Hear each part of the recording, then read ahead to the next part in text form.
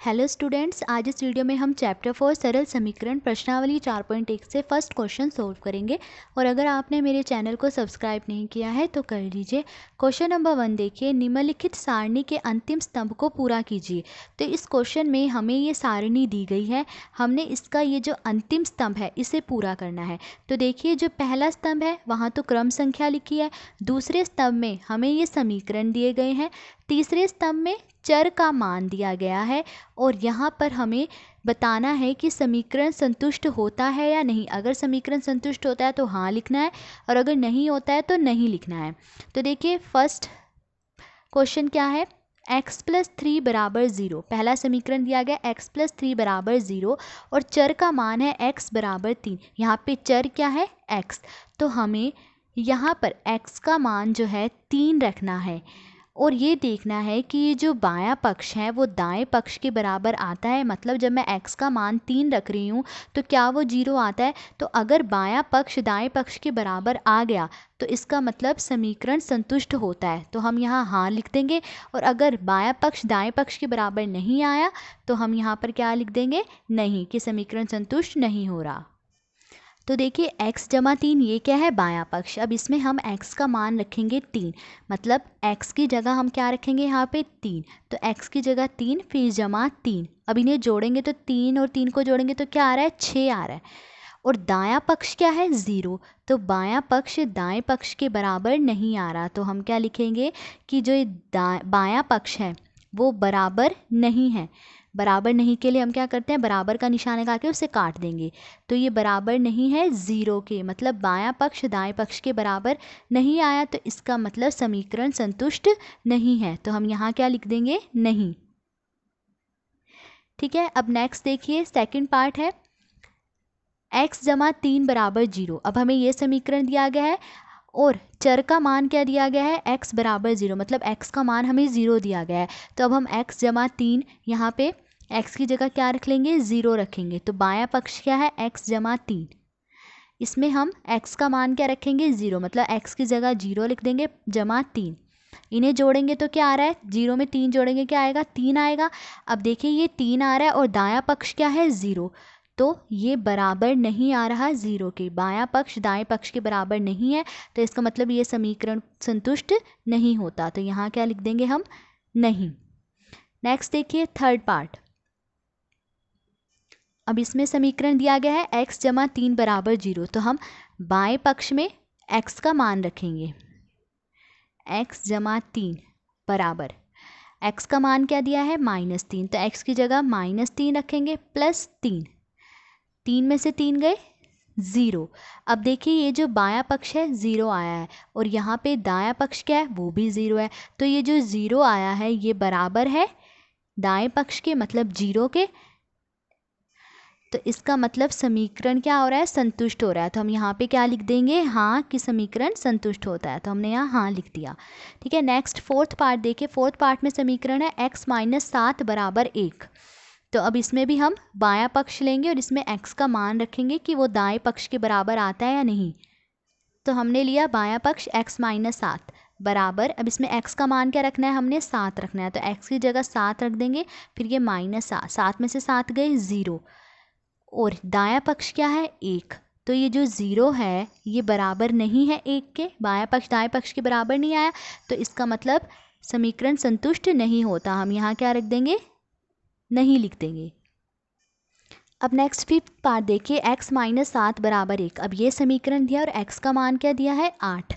तो अब हम बाएं पक्ष में, मतलब x माइनस 7 में x का मान 8 रखेंगे, x की जगह 8 रखेंगे। 8 माइनस 7, 8 में से 7 गई, क्या आया, 1 आया। और दायां पक्ष भी क्या है, 1 ही है। तो इसका मतलब बायां पक्ष दाएं पक्ष के बराबर है, तो समीकरण जो है संतुष्ट होता है। तो यहाँ हम लिख देंगे हाँ। ठीक है, नेक्स्ट सिक्स पार्ट देखिए, 5x बराबर 25 और x का मान क्या दिया है, 0। तो अब देखिए, बायां पक्ष कौन सा है, 5x, ये क्या है, बायां पक्ष। अब देखिए, 5x का मतलब क्या है, ये दोनों गुणा हो रहे हैं। 5x का मतलब क्या है, ये दोनों गुणा हो रहे हैं। तो 5 और x की जगह हम क्या रख देंगे यहाँ पे, 0। तो हमने यहाँ पे रख दिया 0 x की जगह। अब ये दोनों क्या हो रहे हैं, ब्रैकेट का मतलब है ये दोनों गुणा हो रहे हैं, तो 5 को 0 से गुणा करेंगे तो क्या आएगा, 0 आएगा। ठीक है, और दायां पक्ष यहाँ पे क्या है, 25 है, और हमारा क्या आ रहा है, बायां पक्ष 0, तो 0 बराबर नहीं है 25 के, मतलब बायां पक्ष दाएं पक्ष के बराबर नहीं है, तो इसका मतलब समीकरण संतुष्ट नहीं होता, तो हम यहाँ क्या कर देंगे, नहीं। ठीक है, नेक्स्ट 7th पार्ट देखिए, फिर 5x बराबर 25 है और x का मान अब क्या है, 5 है, तो हम बाएं पक्ष में मतलब 5x में x की जगह क्या रख देंगे, x का मान क्या दिया है, 5, तो हम x की जगह 5 रख देंगे, तो 5 ब्रैकेट में x का मान हमने 5 रख दिया, ये दोनों गुणा में है, इसका मतलब 5 को 5 से गुणा करेंगे कितना आएगा, 25 आएगा। तो देखिए दायां पक्ष भी क्या है, यहाँ पर 25 है, तो बायां पक्ष दाएं पक्ष के बराबर आ रहा है, तो इसका मतलब समीकरण संतुष्ट होता है, तो आंसर होगा हाँ। नेक्स्ट 8th पार्ट देखिए, 8th पार्ट में ये समीकरण दिया है 5x बराबर 25 और x का मान क्या दिया है, -5, तो बायां पक्ष कौन सा है, 5x, इसमें हम x का मान रखेंगे, x का मान क्या है, -5, तो x की जगह हम क्या रख देंगे, -5 रख देंगे। अब देखिए ब्रैकेट का मतलब क्या होता है, गुणा, तो 5 को 5 से गुणा करेंगे कितना आएगा, 25 आएगा, और ये माइनस, देखिए 5 प्लस का है और ये माइनस का है, जब प्लस को माइनस से गुणा करते हैं तो क्या आता है, माइनस आता है, तो ये क्या आ गया, -25। अब ये जो बायां पक्ष हमने सोल्व करा क्या आ रहा है, -25 आ रहा है, और दायां पक्ष क्या है, 25 है, तो ये दोनों बराबर नहीं है, ये माइनस का 25 है और ये प्लस का 25 है, तो इसका मतलब समीकरण संतुष्ट नहीं होता, तो हमारा आंसर होगा नहीं। फिर नेक्स्ट देखिए 9th पार्ट, 9th पार्ट है m/3 बराबर 2, ये समीकरण दिया गया है और m का मान -6 दिया गया है।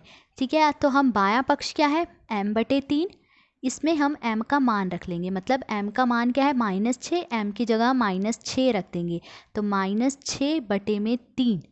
अब देखिए ये दोनों 3 के पहाड़े से कट रहे हैं। ठीक है,